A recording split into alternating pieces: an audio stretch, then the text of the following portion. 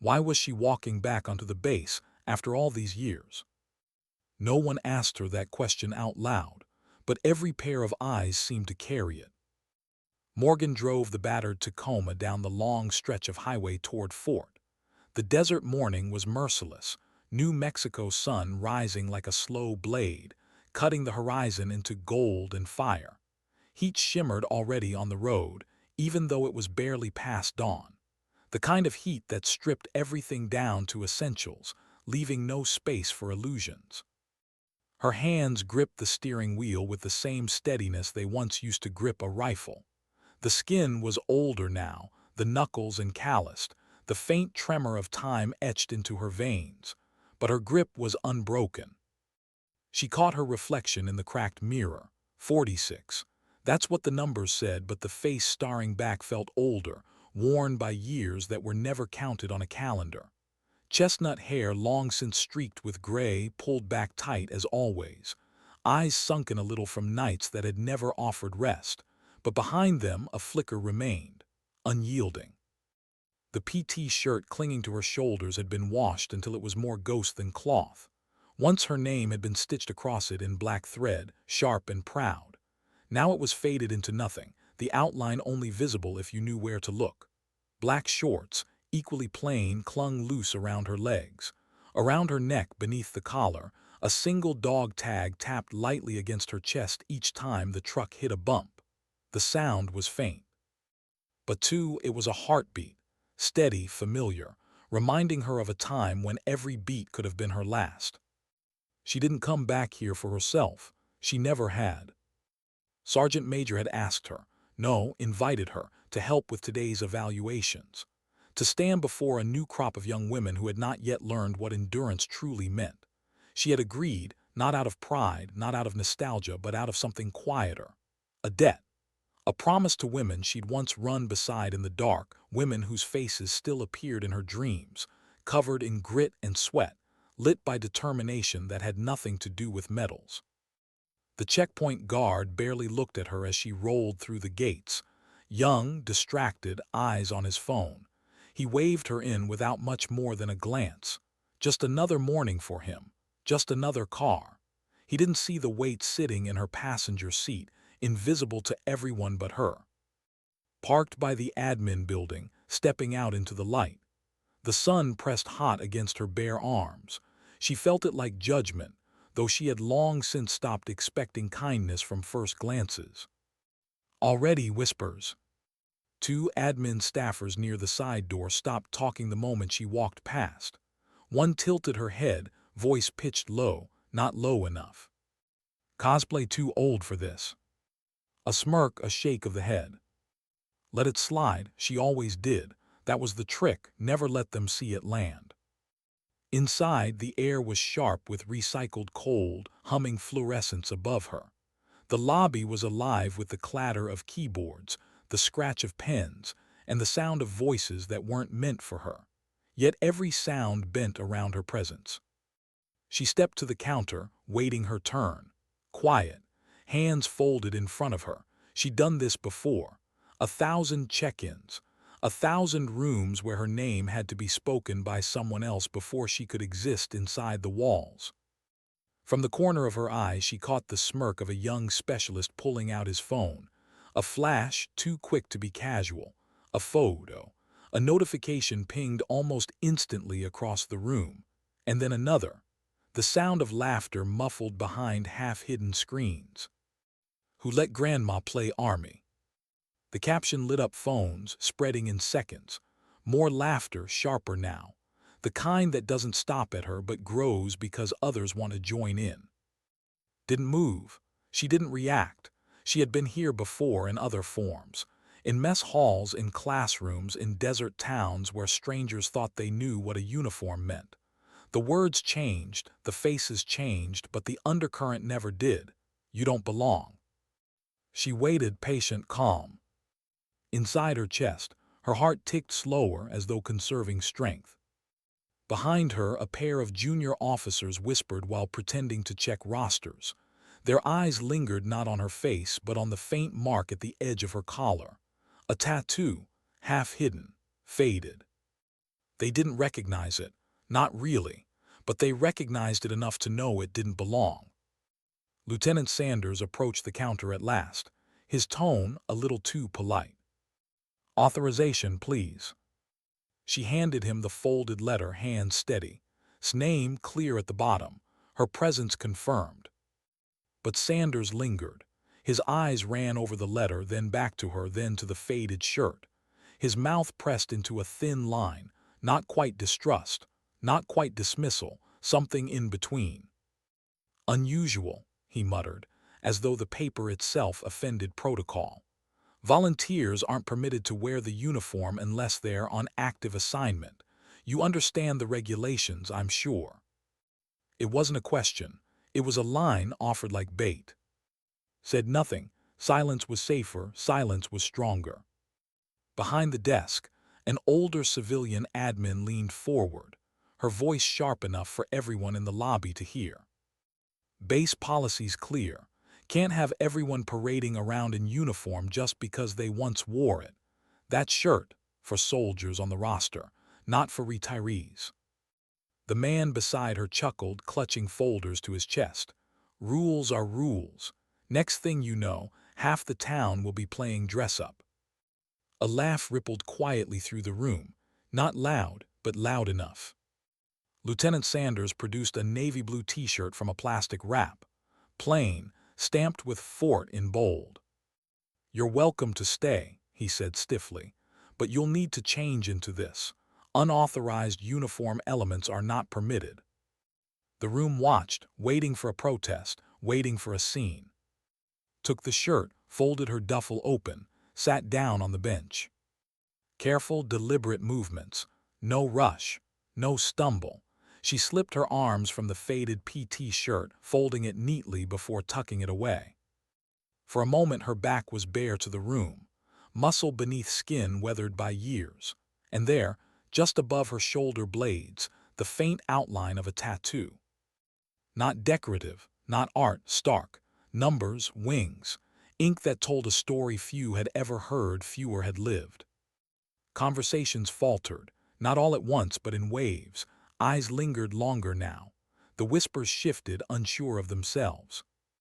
Pulled the navy shirt on, its fabric stiff and foreign. She rose to her feet, posture unchanged. Sanders nodded as though a problem had been solved. The staffers behind the counter relaxed as if order had been restored. But in the reflection of the window caught sight of herself. Older, yes, but not small, not diminished. She saw the tattoo peeking faintly beneath the collar, and for a brief moment her lips twitched, not in a smile but in the ghost of defiance. She should have felt humiliated. Perhaps she did, but humiliation is a shallow wound compared to the weight she carried. She moved through the lobby with measured steps, duffel in hand. The murmurs followed her, some triumphant, others uneasy, yet one gaze stopped her. A young private, female, crisp uniform, uncertain eyes. Lily, she met's gaze with something between apology and admiration. Gave the faintest nod, enough to say, "I see you, you're not alone." Outside, the sun struck her face again, harsh, relentless, honest. She'd worn many uniforms in her life, some granted, some stripped away, but what she wore now was heavier than cloth: patience, endurance, and the refusal to let anyone else decide her worth. The day had only just begun. How long could they make her wait? Stood at the registration tent by the track, authorization letter in hand. The young staffer at the folding table barely looked at her. Badge glinting under the desert sun, her bun wound too tight, her tone clipped. "Name?" "Morgan, authorization from Sergeant Major. I'm here to assist with the female recruits' evaluation." The staffer scrolled through her tablet, fingers tapping, then pausing, then frowning. "Not seeing you on my list." Held out the folded sheet again. The staffer took it, scanned it, as if each line required an exaggerated effort. Minutes stretched. Recruits nearby lingered, half stretching, half whispering, their eyes drawn again and again to the woman who didn't fit the script. Finally, the staffer glanced up. "You'll need to wait while I verify this." She pointed toward a patch of shade, far from the others, as if distance might contain the discomfort. Nodded once, then moved without protest.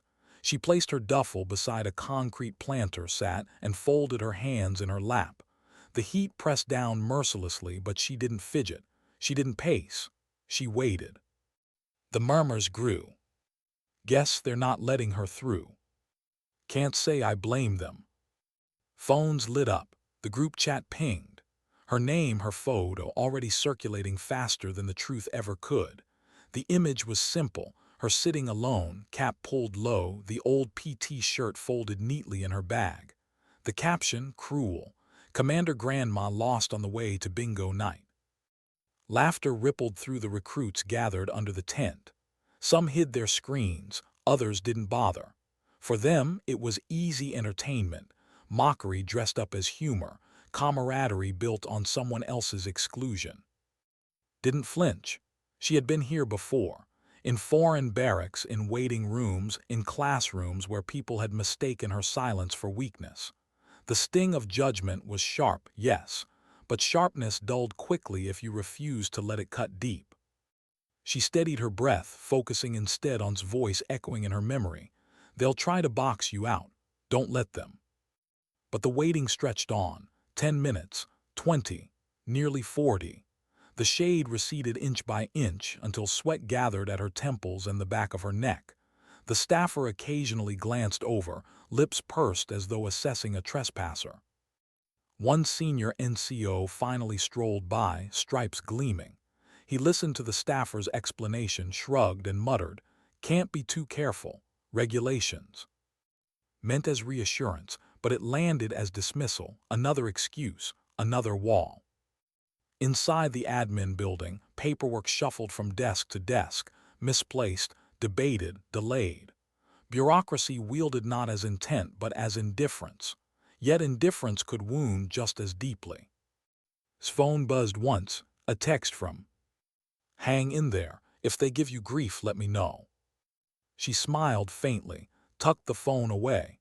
She would not surrender dignity to frustration. Nearby, the recruits' laughter sharpened. Specialist Riley uploaded another photo. This one edited crudely, his face pasted onto a cartoon soldier leaning on a walker. Caption, "PT Test, Senior Division." The group erupted. Mason Price, loudest of the bunch, doubled over in laughter. Even those who didn't find it funny laughed anyway, because silence in a group like this was dangerous. And yet not all joined in. Private Lily sat at the edge of the cluster, laces tied tight, eyes flicking between her phone, and she didn't laugh. She didn't join, but she didn't speak up either. Fear held her tongue, the same fear every young recruit carried of being the next target. Still, something unsettled her. Why didn't the older woman react? Why didn't she crumble under the ridicule? Anyone else would have stormed off by now, or at least snapped back, but sat steady, expression unreadable, posture calm. For Lily, that silence spoke louder than the noise of memes. The sun climbed higher. The air shimmered, kept her breathing steady, though her patience frayed at the edges. Every second of delay pressed against her like an invisible weight. Every laugh carried the echo of times when she had been mocked for things far more costly than a shirt. Finally, the staffer returned, face pinched but voice flat. "Admin says you can proceed. Next time, bring a printed clearance. Makes things easier for everyone." No apology, no acknowledgment of the wait, just the illusion of efficiency. Rose thanked her quietly, gathered her duffel, and walked toward the track. Behind her, the recruits' expressions shifted, not all at once. Some embarrassed, some still amused, others oddly uncertain. They had witnessed something they couldn't quite name, patience that didn't crumble, endurance that refused to be humiliated. But the memes didn't stop. Mason Price, under the shade of a withered mesquite, sent another edit into the group chat. This one, driving a scooter across the track, captioned Operation Golden Years. The recruits roared again, the cruelty feeding itself. Yet even in the midst of laughter, a subtle tension lingered. Private Lily scrolled, lips pressed tight. She looked again at, walking with measured steps, bag slung over her shoulder, face calm despite the weight of eyes. And something inside her shifted, not pity, not admiration yet, but a seed of both. Because she realized what many around her did not. If the jokes didn't break, maybe they weren't jokes at all. Maybe they were fear in disguise. The day was only just beginning. What did the ink on her back mean? No one in the crowd knew yet, but one man did, and the moment his eyes caught it, the air around him changed. Had finally been cleared for the track. She sat at the far end of the bleachers, half in shadow, half in light. Sweat soaked the back of her navy shirt. She lifted her arms to tie her hair, stretching stiff muscles that still carried the memory of younger days. For a heartbeat, the cloth clung to her shoulders. That's when Staff Sergeant Mike saw it. Not fully, not in detail, but enough. Blocky digits, 819. Framed by falcon wings, talons outstretched. He froze mid-step, clipboard heavy in his hand. The sun seemed hotter, the field louder, and yet he heard nothing. Only that image burned behind his eyes. He remembered the day years ago when he was a junior analyst in a windowless room, reading through reports that were half redacted, half whisper. Night Falcon 819. It had been more rumor than fact, a shadow mission spoken of in low tones, a convoy, a flank that never broke, casualty numbers that stayed hidden in locked cabinets. He'd been warned never to repeat what he'd read, not in bars, not to family, not even in dreams. And now here it was, not in a file, not in a briefing, but walking, breathing, sweating in front of him. Morgan. The laughter of recruits echoed from across the track. Another meme had just dropped into their group chat, her face crudely pasted onto a cartoon action figure labeled Operation Golden Years. Price nearly doubled over, tears in his eyes from the joke. Stared at them, a cold flush spreading under his uniform. He wanted to rip the phone out of their hands, to shout, to tell them who she was, what she had carried, what silence cost, but protocol gripped his tongue. Instead, he stepped back into the shadow of the equipment shed, phone in his palm. Fingers trembling, he punched in the old code, an emergency liaison line meant only for classified reporting. He had memorized it years ago, never thinking he would need it. The line clicked, a pause, then the automated voice, secure channel confirmed. "Staff Sergeant," he whispered. "Fort, I believe we have a possible Night Falcon 819 identification on site." Silence, then papers shuffling, voices murmuring. "Repeat, Sergeant. You're confirming a Night Falcon 819 identification. Visual or verbal?" Visual, breathed. Tattoo, block numbers, Falcon insignia, upper back.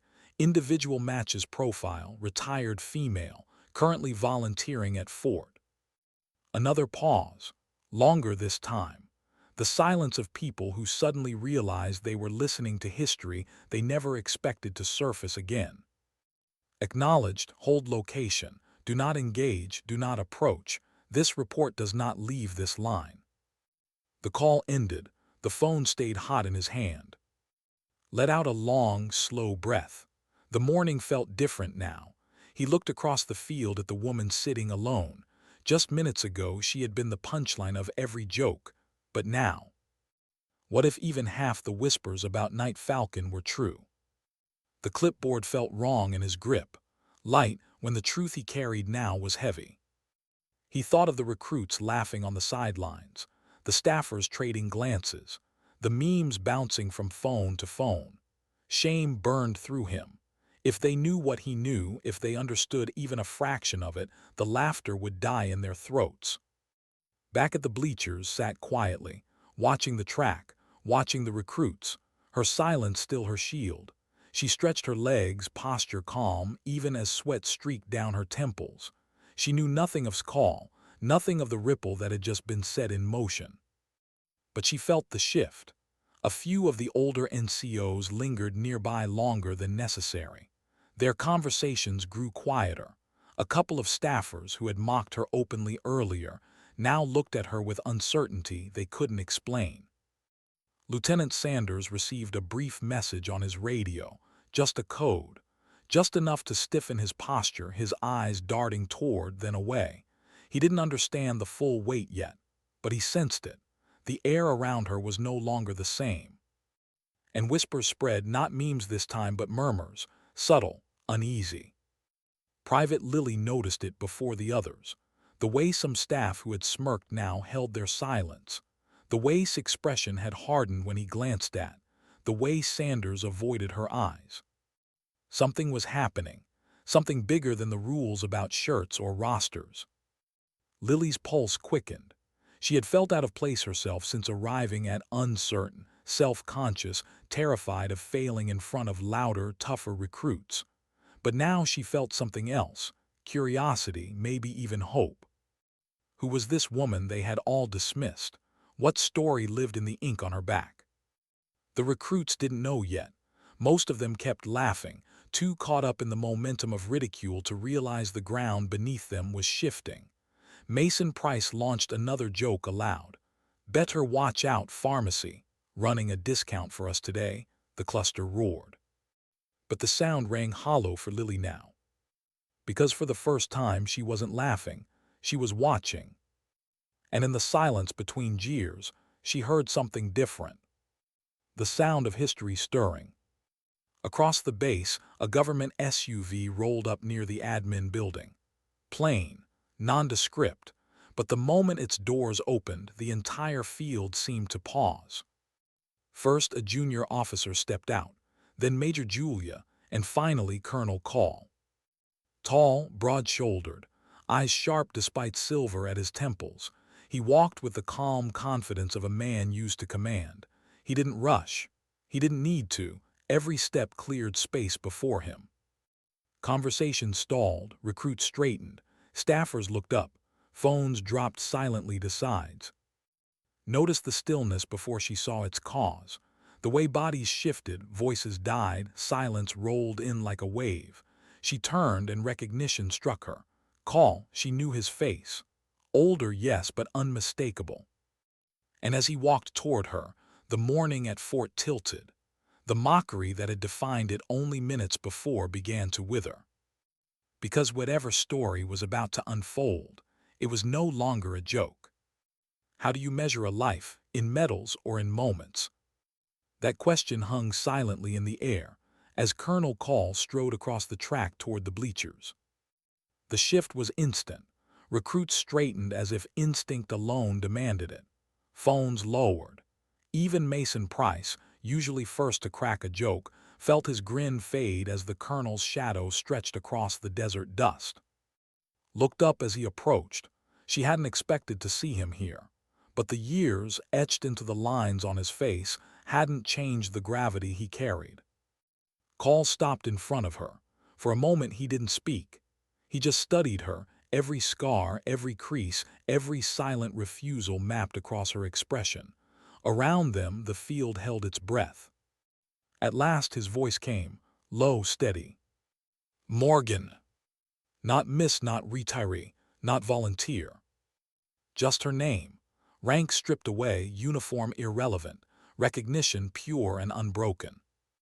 "I hear," Call continued, his gaze sweeping the crowd before returning to her, "there's been some confusion about your authorization and your place here." His eyes lingered at her collar, where the faint edge of the tattoo peeked out. He dropped his voice lower, just enough for her, though everyone strained to hear.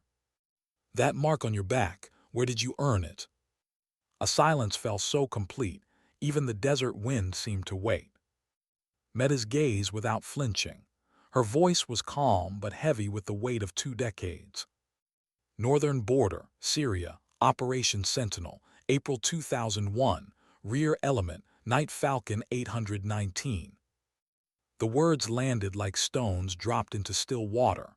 Ripples spread outward, confusion, disbelief, and finally, dawning recognition.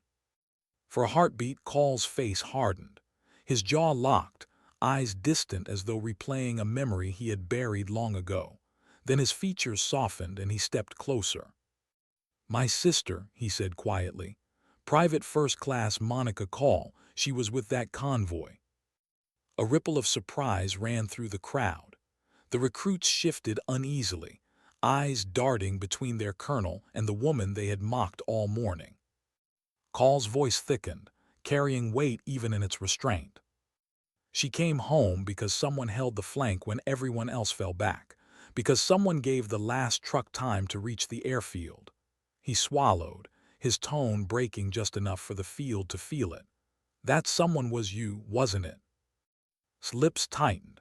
The steel in her eyes flickered with old grief. She answered with the quiet certainty of someone who no longer needed to prove anything. "Didn't know her name at the time. Just knew she was in the last truck. We all did what we could." Call nodded slowly. A ghost of a smile touched his mouth, worn but genuine. "She lived another 16 years, got married, had a family. She died peacefully last December." His gaze dropped for a second, then lifted again, sharper. "That's worth more than any medal I've ever been handed, worth more than any regulation written on paper." The colonel straightened, and then he did what no one expected. Right there under the burning sun, in front of staffers, recruits, and officers alike, Colonel Call brought his hand to his brow in a sharp, formal salute. The world stilled. Every conversation died. Every smirk froze. Even the youngest soldiers recognized it. Not ceremony, not token respect, but the highest honor one soldier could give another. Call held the salute, his expression unwavering, the weight of it undeniable. For a long moment it was just him and her, two histories intersecting, one gesture carrying decades of silence. Then, with the same precision, he lowered his hand, turned to face the crowd. "If Sergeant First Class Morgan wants to wear her uniform," Call said, his voice carrying across the field, "she wears it. If she wants to support our training, she supports it.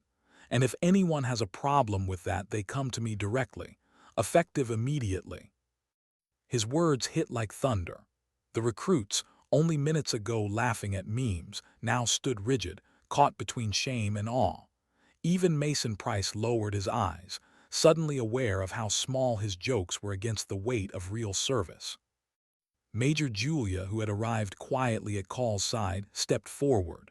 Her posture was crisp, but her expression was different now, humbled. "Miss Morgan," she said clearly, her voice carrying, "on behalf of this command I apologize for the delays, for the doubts, for failing to recognize what stood before us. We will correct this. Effective immediately, you are cleared and your service will be respected." Her words were not just they were for everyone listening. A lesson carved in the open, impossible to dismiss. Turned, eyes locking on Lieutenant Sanders, his cheeks flushed crimson. "Lieutenant, see to it this never happens again, and pass the word. Effective immediately, veterans supporting official training events are authorized to wear uniform elements at the commander's discretion. Any questions about that discretion come straight to me or Colonel Call. Understood?" Sanders stiffened. "Yes, ma'am." But his voice was tight, his shame impossible to hide.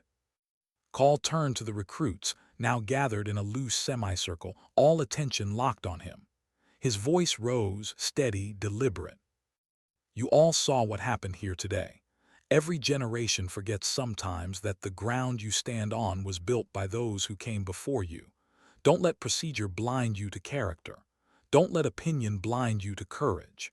If you are lucky, you will serve alongside people like Sergeant First Class Morgan, and you'll learn more from her example than from any manual I could assign." A murmur passed through the ranks, not ridicule this time, not whispers, but awe. Private Lily's heart raced. She remembered silent nod to her earlier, that small acknowledgment. Now, with the entire base watching, Lily understood the weight behind it.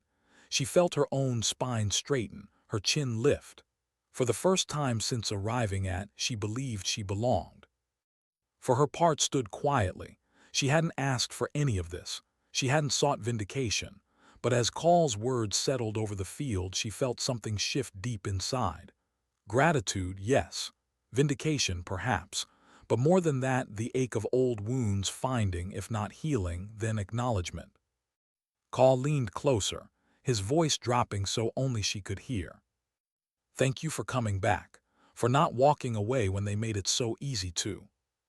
Her answer was simple, quiet. I came because someone has to show them strength isn't always loud, sir. Sometimes it's just about standing your ground. Call nodded. He understood. More than most, he understood. Together, they turned to face the crowd. And in that moment, Morgan was no longer invisible, no longer the butt of whispers or jokes. She was what she had always been, a reminder that dignity cannot be revoked, not by age, not by regulation, not by cruelty. And as the recruits stood under the punishing sun, they realized something none of them would forget. Strength can be mocked, it can be doubted, it can be pushed aside. But true strength, the kind that survives wars and silence, always stands back up. Why hadn't she walked away? That question pulsed through Private Lily's head as the crowd dispersed across the track. The colonel had spoken. The salute had been given. The laughter had evaporated, replaced by silence that felt almost holy. But what lingered most in Lily's chest was not the colonel's authority, it was Morgan's silence.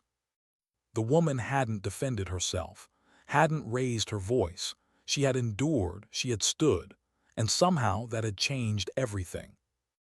The field was quieter now. Recruits shifted back toward formation, trying to look busy, trying to wash away the guilt of having joined the jeering only minutes before. A few of the staffers whispered apologies to each other, not to her. They couldn't bring themselves to step close yet. Sat again near the edge of the bleachers, a water bottle in her hand, her duffel at her feet.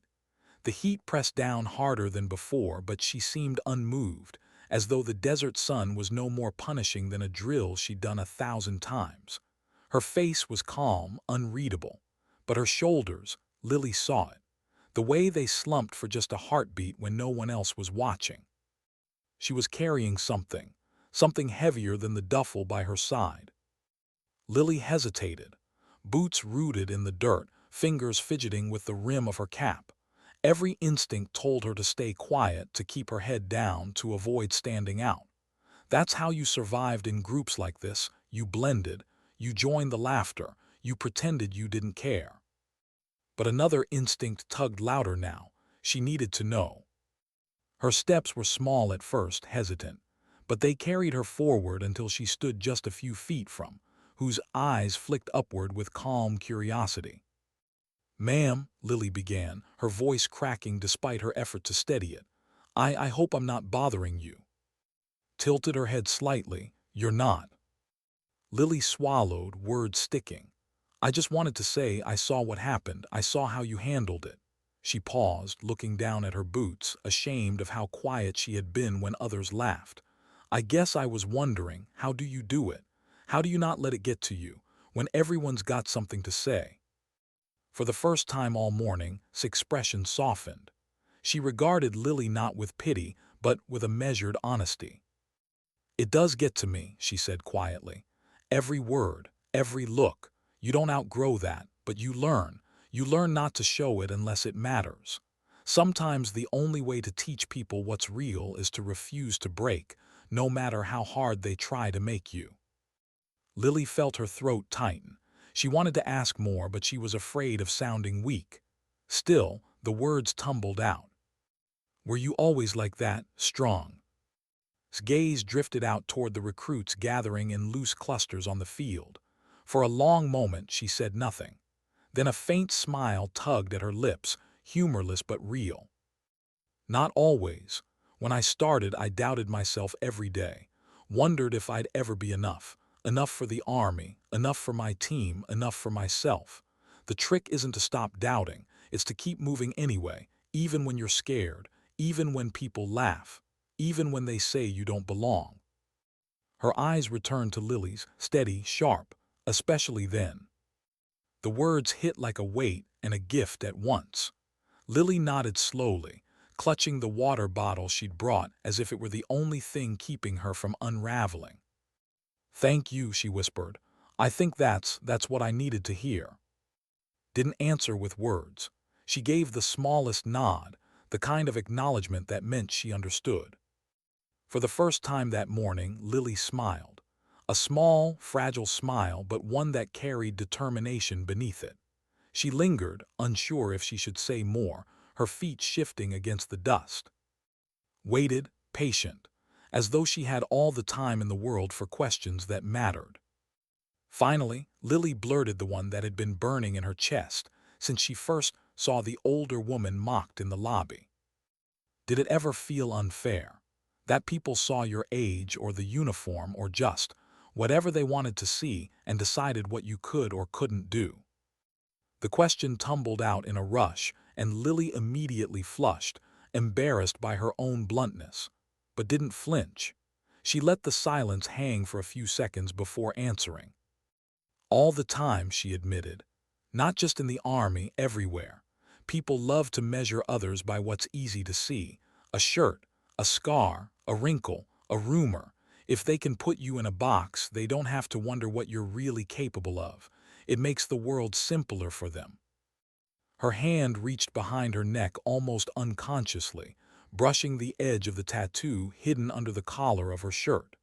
For just a second, the ink caught the sun. "But the truth," she continued, "is that most of what matters doesn't show on the outside. Courage, loyalty, patience. Those aren't worn on your skin. Sometimes the strongest people are the quietest ones, not because they don't feel, but because they refuse to let the noise around them define who they are." Her gaze held Lily's, steady, fierce, kind. Quiet strength isn't silence. It's remembering who you are when everyone else wants to tell you otherwise. Lily's chest tightened. Her eyes burned, though she blinked it back quickly. She nodded again, firmer this time. "I'll remember that," she whispered. "I'll try to be that." The two of them sat in silence for a moment. Around them, the field buzzed with drills, laughter, clipped orders. But in the small patch of shade beneath the bleachers, it felt like the world had stilled, carving out space for a lesson that no manual could teach. When Lily finally stood to return to her unit, she did so taller than before, her shoulders squaring, her stride firmer. For the first time since arriving at Fort, she felt more than a number. She felt possible. Watched her go, quiet pride blooming beneath her ribs. This, not the salute, not the apology, this was why she had come back. Not to reclaim old glories, but to plant something. To show that strength could be quiet and still contagious. The noon sun hammered the field, shadows shrinking to nothing. Rose slowly, joints aching but will unbent. She pulled the old PT shirt from her bag, slipped it over the navy blue, and let the inked numbers blaze openly against the light. No one stopped her, no one dared. And for the first time all day, the laughter that drifted across the field was not at her expense. It was lighter now, honest, carried on an air of respect that hadn't existed hours before. Because sometimes dignity doesn't shout. It simply stands. What did it mean to lead, without ever asking to? The whistle cut through the desert air, sharp and final. Recruits snapped into formation at the track, their faces tight with nerves. Some bounced on their heels, burning off anticipation. Others laughed too loudly, disguising fear in bravado. Stood at the front, not because she had asked to, not because she had been told to, but because when she stepped forward, no one else dared fill the space. Her PT shirt clung damp against her back. The tattooed numbers 819 glared in the sun like a scar carved in light. No one pointed, no one whispered, not anymore. Colonel Call stood at the track's edge, arms folded, his gaze fixed. His presence anchored the field. Every recruit knew this run mattered, not because of their scores, not because of regulations, but because of the woman standing silently before them. His eyes swept the line. She saw Mason Price near the middle, jaw set, shoulders rolled forward with the last vestiges of swagger. She saw Lily closer to the front, lips pressed tight, eyes steady on her. She saw the others, some skeptical, some eager, all waiting to see what would happen. The whistle blew again. Moved. Her stride was even, efficient, unshowy. The rhythm of someone who had run in deserts harsher than this, under skis less forgiving, with enemies unseen but closer than breath. Each step carried memory, the pounding of boots in dust, the ache of carrying gear heavier than bone, the thrum of helicopters overhead, the taste of fear swallowed and replaced with focus. The recruits surged behind her, some eager to match her pace immediately, others cautious. The field filled with the sound of feet striking dirt, the rasp of breath, the sharp bark of NCOs calling times. By the end of the first lap, sweat-streaked brows and burning lungs betrayed them. Jokes faded. The easy laughter from earlier in the day vanished under the strain, but stride never faltered, steady, relentless. She didn't look back. She didn't shout encouragement. She didn't need to. Leadership wasn't always a voice. Sometimes it was simply being the one who refused to quit. Halfway through, Mason Price was gasping. His chest heaved, his one-sloughed mouth silent now.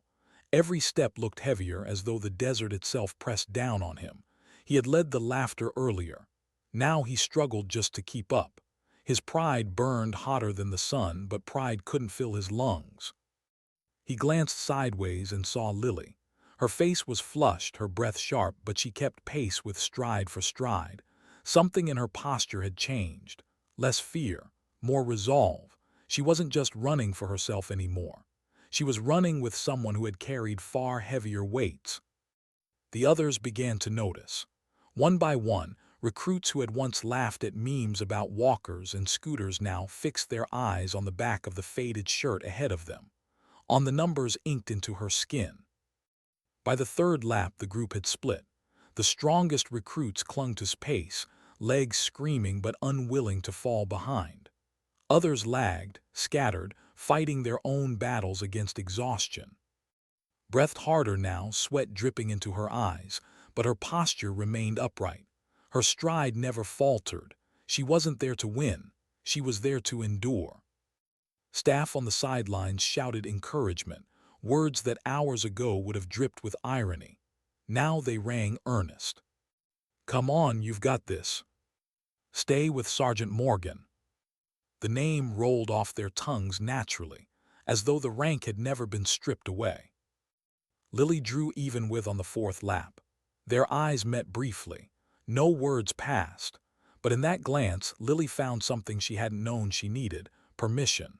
Permission to be strong, to push, to claim space even when others mocked.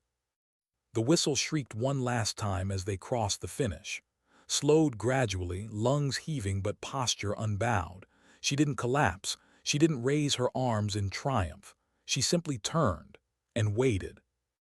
One by one, recruits stumbled across the line. Chests heaving, legs trembling, faces red with exhaustion. Nodded at each of them. Quiet acknowledgment. A silent reminder that finishing mattered more than winning. Mason Price crossed late, bent nearly double, gasping. His pride was broken now, sweat and fatigue carving lines down his face. He didn't meet her eyes, but he didn't need to. His silence spoke enough. The recruits sprawled across the grass, groaning, catching breath. For a long moment, no one spoke. The air was thick with exhaustion, but something else lingered there too, an understanding. They had just witnessed the difference between noise and endurance, between talk and truth, between a joke and a lesson carved in muscle and will. From the edge of the field, Colonel Call nodded once. Major scribbled notes she already knew would be unnecessary. The point had been made, not by orders, not by speeches, but by a woman who had simply run without breaking. Among the recruits, whispers began again, but not cruel this time, not mocking. "That's Night Falcon, isn't it? I heard she was there, Syria, 2001. Is that what the tattoo means?" Rumors spread, not as ridicule but as awe. Lily sat in the grass, chest heaving, sweat dripping into her eyes, but she was smiling. For the first time all week, she felt strong, not just because she had kept pace, but because she had learned what strength actually looked like. Stood nearby, her duffel at her feet, the sun catching the tattoo on her back once more. She wasn't smiling, but her presence carried more than a smile ever could. Because leadership isn't always about standing in front. Sometimes it's about refusing to step aside. And every recruit who had run that morning would remember it. What happens when a joke dies? Not because someone silenced it, not because someone punished it, but because the truth walked past and made it small. The run had ended. The field was littered with recruits collapsed on the grass, gulping air, sweat dripping from their brows. The desert sun bore down heavy, baking the track until the heat rose in visible waves. Yet no one complained. The silence was thick, heavy with exhaustion, but also with something new. Respect stood at the edge of the group, her PT shirt clinging damp to her shoulders, the inked numbers bold against her skin. She hadn't raised her voice once. She hadn't claimed the front by order. She had simply run. And now, in the hush that followed, the lesson spoke louder than words ever could. The recruits began to rise one by one. Some glanced her way, hesitant, uncertain if they should speak. Others avoided her eyes altogether, shame written across their flushed faces. Mason Price staggered up last. His swagger was gone, replaced by the awkwardness of someone who'd seen himself exposed. He wiped sweat from his forehead, glanced around as though searching for an escape, then stepped forward. Sergeant Morgan," he muttered, voice low but audible. His hands fidgeted at his sides. I didn't realize." The words faltered. He trailed off, searching for something more, something better, but nothing came. Regarded him evenly. No anger, no triumph, just silence that forced him to finish. Price swallowed. "Thank you." He extended a hand, clumsy, uncertain. Looked at it for a long moment before taking it. One firm shake. Nothing more. Forgiveness without words because dignity didn't need to humiliate. Price nodded quickly, eyes down, then stepped back, his friends watching in quiet discomfort. The boy who had led the laughter now stood smaller, humbled by something he couldn't meme his way out of. The field began to scatter as NCOs barked instructions, moving recruits toward the next drill. But Lily lingered. She hadn't left side since the run. Her posture was now, her chin lifted, her stride echoing the quiet confidence she had seen modeled. She fell into step beside, as the older woman gathered her duffel. "Ma'am," Lily said, her voice steadier than before, "are you coming back, to keep training with us?" Paused, the question hanging in the hot air. She studied Lily's earnest face, the sweat-streaked determination shining in her eyes. Then she gave a small smile, rare and fleeting. "If they'll have me," she said, "I'll be here, but you don't need me for this anymore." Lily shook her head. "Maybe not, but it helps to see it for real." The honesty of it cut through the dust and fatigue. Nodded once, quietly acknowledging the truth in Lily's words. They walked together toward the motor pool, the noise of the field fatting behind them. Recruits whispered, their voices softer now, less mocking, more reverent. Stories were already beginning to spread. Not rumors of mockery this time, but whispers of awe. Night Falcon, Syria, 2001. Words that carried weight, even if few understood the full story. At the motor pool, Colonel Call waited, Major at his side. Their posture was formal, but their eyes told a different story, one of gratitude, humility, and recognition. "Sergeant Morgan," Call said, his voice carrying the steadiness of command but softened by something more personal. "Thank you. Today reminded us all what this place is supposed to mean." He extended his hand, not in token formality but in genuine respect. She shook it once, firm, her gaze meeting his. Stepped forward next, an envelope in her hand. Its crispness contrasted sharply with the sweat-stained dust of the morning. "Your clearance has been formally extended," she said. "As long as you choose to serve in whatever capacity you decide, the door remains open." Her tone was warm, stripped of the earlier stiffness. This was no longer about procedure. It was an invitation.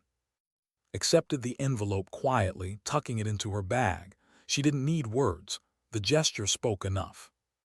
Around them, the recruits clustered in small groups, watching, retelling the morning's events in hurried whispers. The laughter that carried now was lighter, not cruel.